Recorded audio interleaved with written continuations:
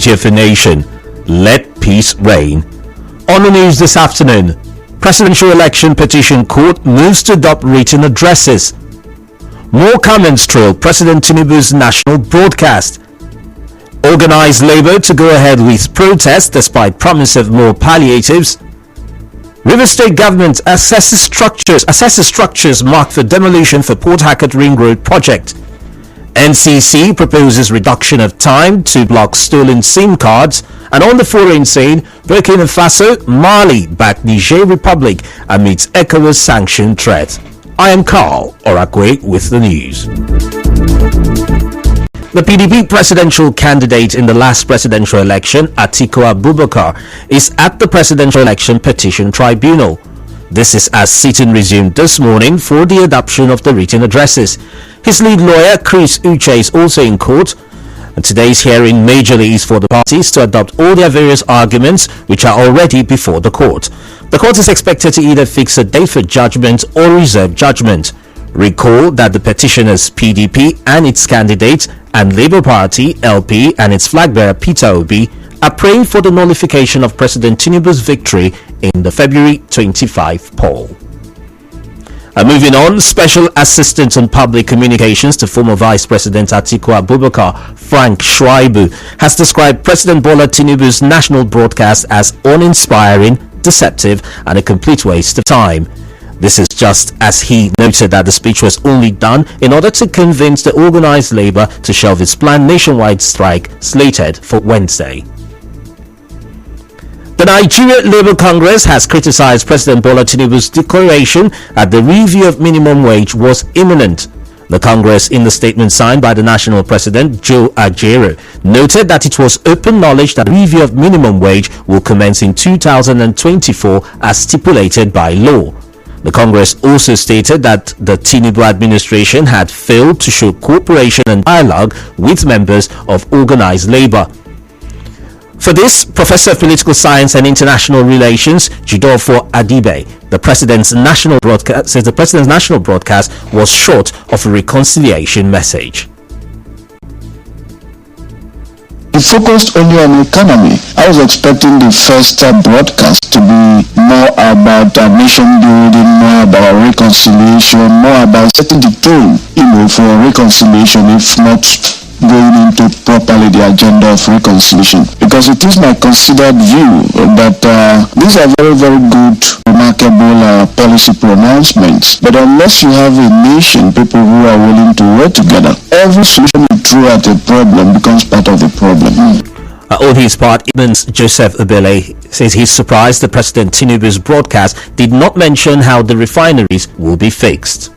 Until we fix Nigerian refineries, the price of fuel will be expensive since we are buying from the international market and the prices of other commodities will reflect as such. I begin to think that the president has interest in the foreign refineries that Nigeria is buying fuel from at the moment. Instead, nothing was said about fixing Nigerian refineries. I was wanting to have him say that NPC is hereby given 45 days, 6 days or 90 days to make Nigerian refineries functional. Links to say more palliative measure listed the president's broadcast will be based on current economic situation. Right Labour says it will hold its planned nationwide protest tomorrow despite the money rolled of subsidy removal plan by President Bola Tinubu. Yesterday, President Tinubu started his national broadcast by explaining that moving subsidy on petrol was the only way to fix the nation's economy. In a nationwide broadcast termed "After That Comes the Glorious Dawn," the president said again that he understands the sufferings of Nigerians. The long-term good by fighting major imbalances that had plagued our economy. Ending the subsidy and the preferential exchange rate system were key to this fight. Is to define the fate and future of an economy, and I wish there are other ways, but they are not. The government will send 50 billion naira on conditional grants to 1 million annual businesses between now and March 2024. President Tinubu said he has engaged with various farmers' associations and operators to ensure prices of food items remain affordable. The president has also made plans to engage food buses to share with major petition companies in states. President Tinubu further spoke on reviewing the national minimum wage. We are also working in a collaboration with labor unions to introduce a new national minimum wage for workers. I want to tell you, our workers, that your salary review is coming. Once we agree on the minimum wage and general upward review, we will make budget provision for it for immediate implementation. Okay, also to point out, the screening for the remaining 16 ministerial nominees is holding today. In other news, the assessment of buildings earmarked for demolition for the construction of the Port Harcourt Ring Road will start this morning. A River State government notice sent to affected building owners listed the areas to be affected in segment 3 of the road project to include Ngboria, Aka Road, St. John's Junction, Rumolumini and Ogbogoro Roundabout. Our correspondent who visited some of the locations reports that churches, businesses and residential buildings are to be affected by the construction of the ring road. Some business and property owners in these affected areas say they are pained that part of their property has been earmarked for demolition. A landlord and parish priest of one of the affected churches say they expect the government to be firm in its urban planning program to avoid regular demolition exercises. We've heard about the new development and trying to see how we can just comply with the whole procedure, which at the end is the government. We won't fight them, we'll comply. So, but at the end, if you look at the whole thing, it's not just us it's affecting. It's affecting other people, both the people selling around, people that one is trying to help.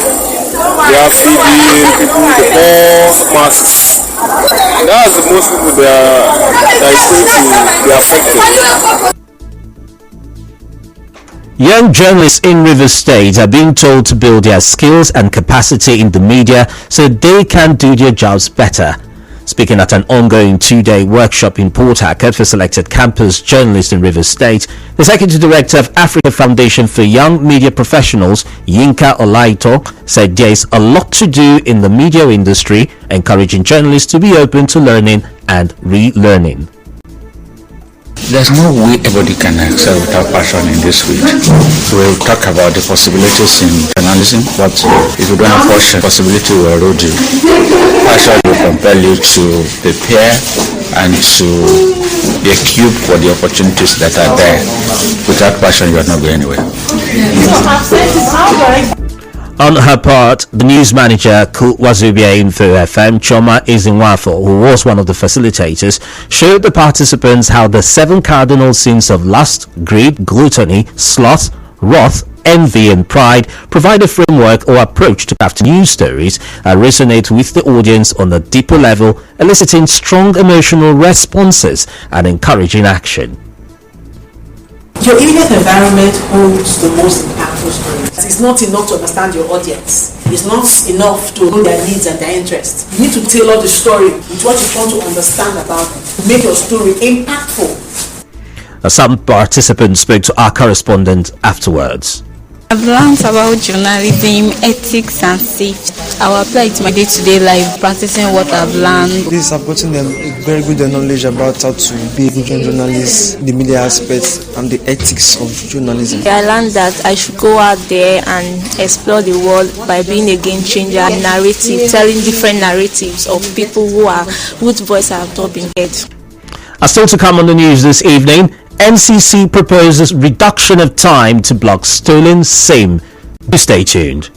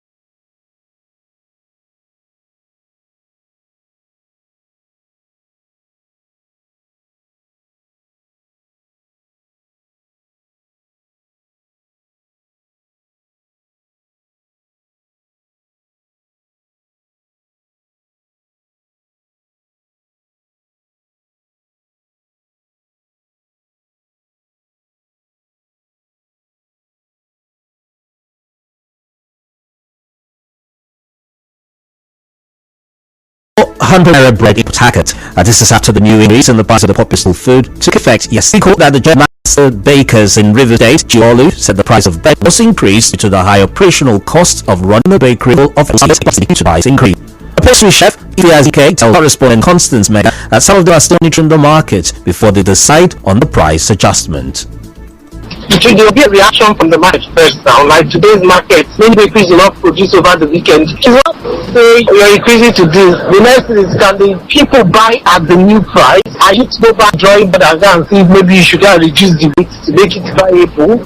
Everybody's just sitting from the corner and watching how it's playing out. We have kind of send messages to my customers, let them know I do open first. So most of them are users. Our correspondent report that the small sliced bread is 600 naira, up from 550 naira, while the dough, which was 1,100 naira, is now 1,200 naira. Small loaf of 220 naira is now 200 naira. The round loaf of 200 naira is now 250 naira. At the Nigeria Communications Commission, NCC, has proposed that the time taken to block the subscriber's identity module SIM of a reported stolen phone should be reduced from 30 minutes to 5 minutes. This was disclosed during the 3-day public inquiries of 6 regulatory instruments at the Commission in Abuja. In business, all concerned stakeholders will need to strengthen their support to solve the challenges that small and medium enterprises in African countries are facing. The president of the All African Association of Small and Medium Enterprises, Innocent Iyala-Hari, said this in an interview. Dr. Iyala-Hari, who will be leading the 55 African countries for the next 4 years, said even if SMEs in Africa provide 70% of the jobs and significantly contribute to the economy, they still have challenges. The SMEs contribute to employment. They provide at least 70% of employment in the whole of Africa, and they are the productive sector of the economy. Also, we have problem with their financing because they are not well structured, so a lot of people don't want to lend money for who are not well structured. He spoke, however, of the quest to move the SME's resources and human assets towards a unified continental economy and ecosystem through the African Union arrangement. Very strong voice for the African continental integration of what we call the new integration of SMEs, which will be a gradual transition, well structured transition from micro, small, medium, in that order. Because simple doesn't take something in governance. Now we joined this successfully by creating a platform of high-growth. We have proposed a recommendation to the African Union to host of continental SME. In entertainment news, Angus Cloud, the actor best known for his role in HBO's teen drama Euphoria, has died at the age of 25. A Cloud's publicist, Kate Bailey, said Cloud died yesterday at his family home in Oakland, California. No cause of death was given. In sports, a judge has decided to indict Dani Alves following an investigation into sexual assault accusations against the Brazilian footballer. The judge found evidence of wrongdoing by Alves, in custody since January, on accusations he sexually assaulted a woman at a Barcelona club in December. And now we'll bring you news from around the world.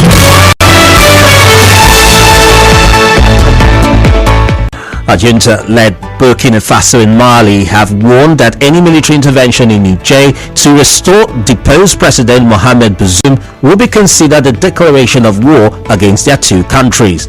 The warning from Niger's military-ruled neighbors came a day after West African leaders, supported by their Western partners, threatened to use force to reinstate the democratically elected Bazoum and impose financial sanctions on the military government.